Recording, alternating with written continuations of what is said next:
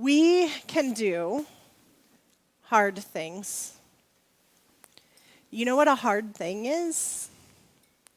Change is a hard thing. Well, maybe that's not completely true. Some change is not that hard. I mean, if you think about it, you walk into a restaurant hungry, and that changes sometime while you are there, and you walk out full and satisfied. And some change really is hard. I was thinking about it this week, and I think some of the difference is a little bit of where the old thing is compared to the new thing. Walking into a restaurant and ordering and eating food are really close together. Now, getting on an elevator that takes you up to the top of a building that you are about to jump off of, that's a little bit more change in there. And some change is much longer, much harder. So I was thinking about the stratosphere and taking time and that elevator ride. You know what was happening during that little space of time? I was thinking about where we were going, what was about to happen, what I was about to do. My heart was racing. I was uncertain of what was coming. And I could barely breathe, and I was changing my mind. But you know, if I think about eating a meal, there's that space in there too. You walk in hungry, you order your food, and there's this space of time that you're waiting. The messy middle.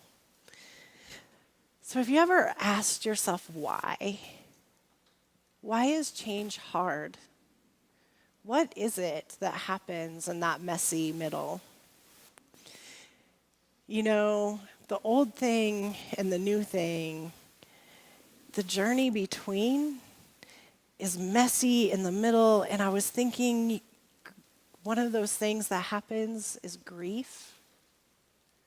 We grieve, especially the harder changes, the more things change. We grieve what used to be. We grieve predictability and routines and the people that we say goodbye to. And in that messy middle is uncertainty. We are uncertain about where we are going, what it is going to be like, if it is going to be okay, if it is going to be good. And when change is happening in a community, there's an added element. When change is happening within a community, everybody is kind of thinking different directions. There are some people that want to go back to the way it was before. Can't we just go back? But there's other people driving us towards a future, saying we want to go to the new thing, we want the new thing. And there's disagreements on what the new thing is and the old thing, and a little bit all over the place. And I was thinking about that this week, and then I realized that that's not just true of a community of people going through change. That's me as an individual. Parts of me drive back to the old thing, the familiar. Other parts of me drive to the new thing and can't wait to explore and see what that's going to be. Change can be really hard. There is something about that messy middle. So I want us to think about change today. Look through change and how hard it can be as we hear today's text. Hear these words from the Gospel of Luke, the Message version. Then Jesus said, "There was once a man who had 2 sons. The younger said to his father, 'Father, I want right now what's coming to me.' So the father divided the property between them. It wasn't long before the younger son packed his bags and left for a distant country." Now let's just pause there for a second. Who was change hard for in this part of the story? I am thinking the younger son gathering up his resources and making claim to his freedom. I am thinking this change was not necessarily very hard for him. But I'm guessing change was so hard for the father. Parenthetically, I don't like the father's decision here. As a parent, I don't want to give my boys all of these resources and the freedom to go make bad choices. I'm wishing the father would pull him in, set really good boundaries and really good consequences. But he didn't.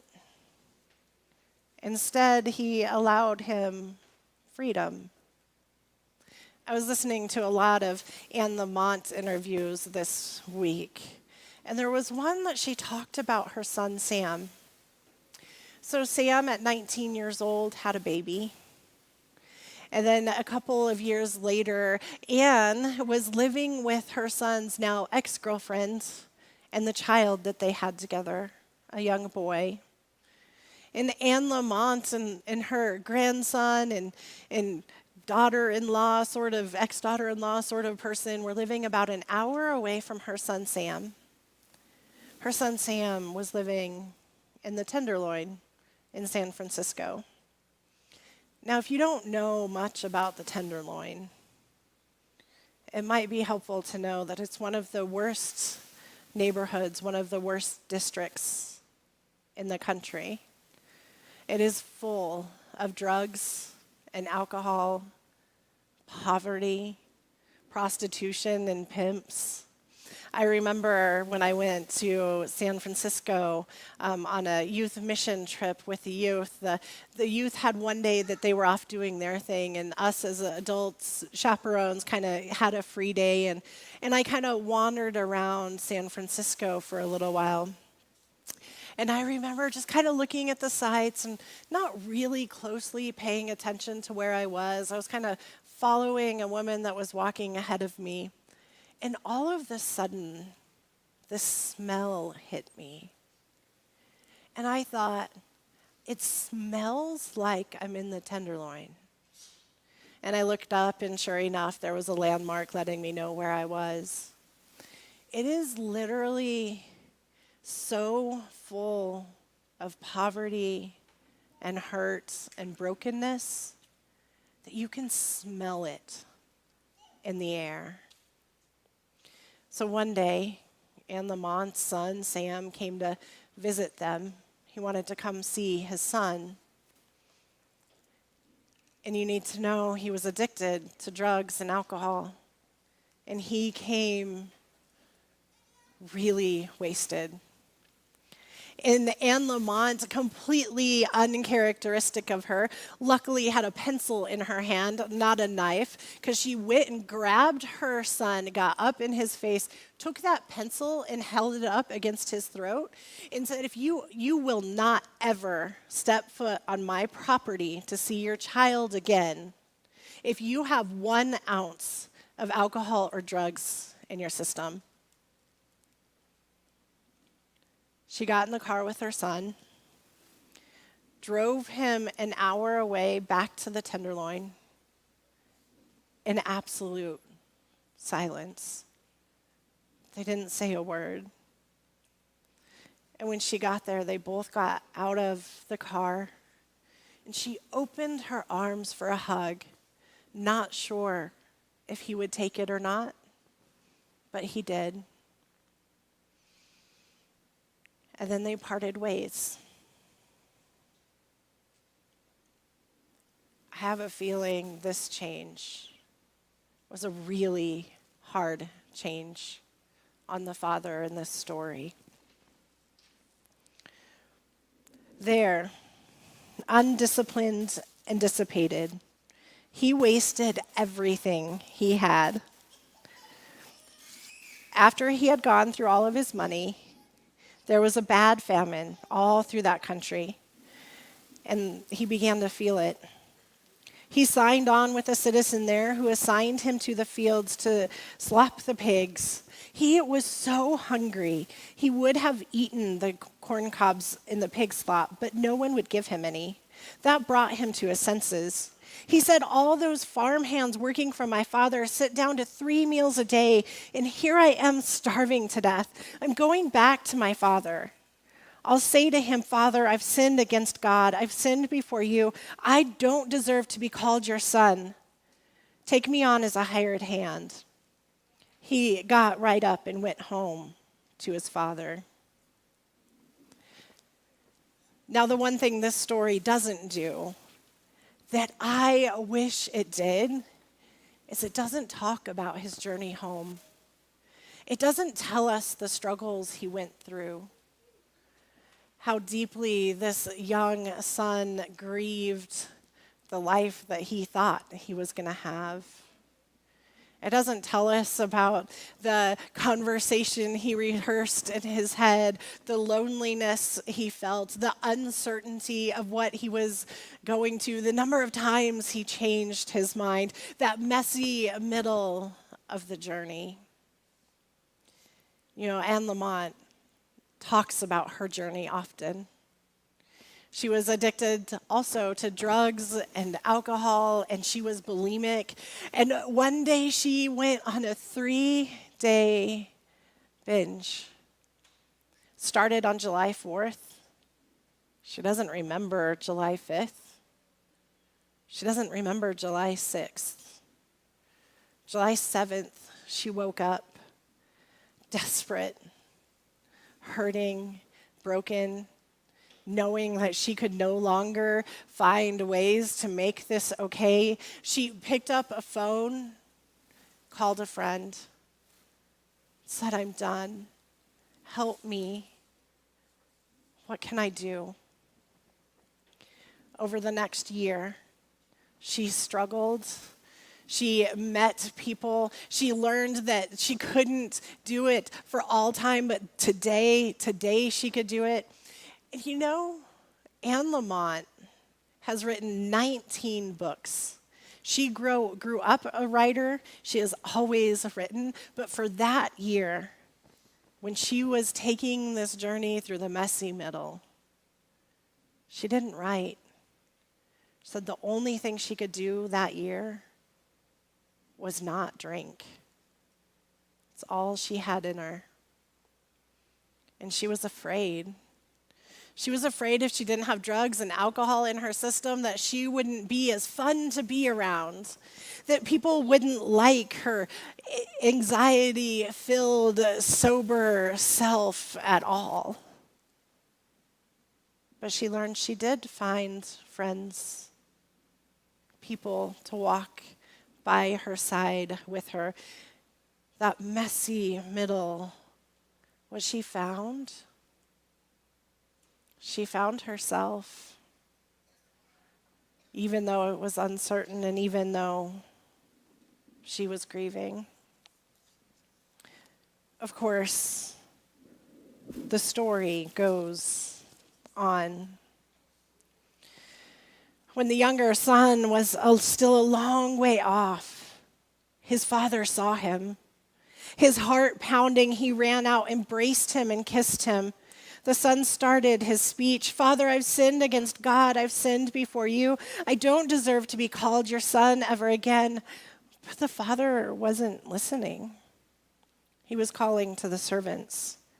Quick, bring a clean set of clothes and dress him. Put the family ring on his fingers and sandals on his feet. Then get a prize-winning heifer and roast it. We're going to feast. We're going to have a wonderful time. My son is here, given up for dead and now alive, given up for lost and now found. And they began to have a wonderful time. All this time, his older son was out in the field. When the day's work was done, he came in. As he approached the house, he heard the music and dancing. Calling over one of the houseboys, he asked, "What is going on?" He told him, "Your brother came home. Your father has ordered a feast, barbecued beef, because he has him home, safe and sound." The older brother stomped off in an angry sulk and refused to join in. His father came out and tried to talk to him, but he wouldn't listen.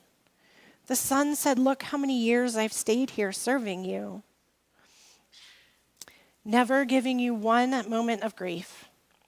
But have you ever thrown a party for me and my friends? Then this son of yours who has thrown away your money on whores shows up, and you go all out with a feast." His father said, "Son, don't you understand? You're with me all the time, and everything that is mine is yours. But this is a wonderful time, and we had to celebrate. This brother of yours was dead, and he's alive. He was lost, and he is found." May God bless the reading, hearing, and understanding of this word. About a decade ago, Anne Lamont dropped her son off, high, addicted to drugs, drunk, in the Tenderloin, and drove back home an hour away. And she didn't hear from him for 3 weeks. And then one day he called, and she picked up the phone. He said, "Mom, I'm 7 days sober." She welcomed him back from his journey, open-armed, full of hope, forgiveness, love, and grace. Isn't that so much of what this story is about? However hard changes, however much you go through, however much you feel alone, uncertain, grieving, undecided, that the new thing includes the open, loving arms of God. Amen.